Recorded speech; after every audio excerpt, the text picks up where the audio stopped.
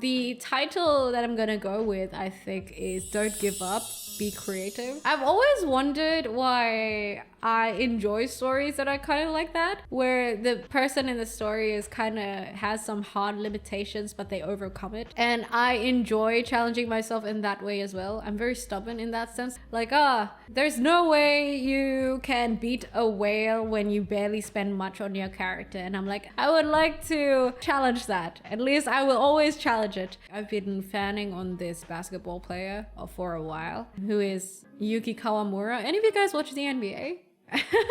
Yuki Kawamura is a guy who's like, I don't know, 175 centimeters in height. Is that 5'7" in your American terms? Basically, he's like very small for NBA height, when people are like towering like at least 2 meters and 190 minimum and stuff like that. Like even Steph Curry was like considered relatively small compared to like other people, even though he's like what, 190 centimeters. I realized that after watching his stuff.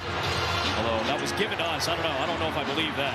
Here's nice pass! Set the table up, Yuki! He knows he's limited by his height, so he tries to get creative with what he can do, and that results in a gameplay of basketball that's just amazing to see. Asian players have disadvantages in size and physicality. Even if we cannot change our physicality, we can change our mind. Yeah. So we should be smart.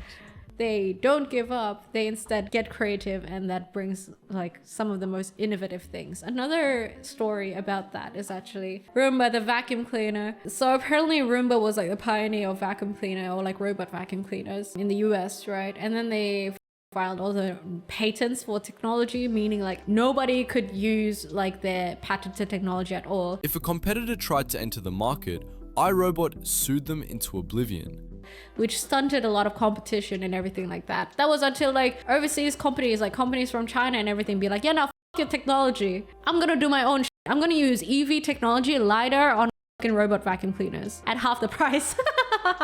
Or like a third of the price. And that's what they did. And they beat the competition of Roomba. And that's why Roombas aren't as popular anymore in the robot vacuum cleaner scene.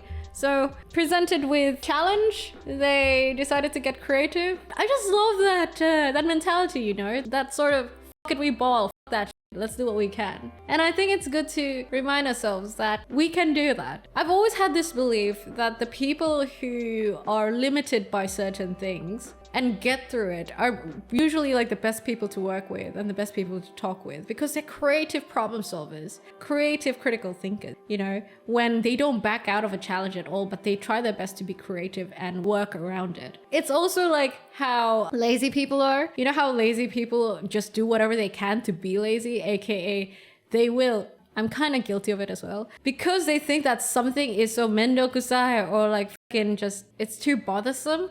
They try to make it as easy as possible for them. That's the hard limitation, right? And thus they actually get creative with it and get innovative. Yeah, so I really like people who can do that. Like in the face of hard limitations, you get creative, right?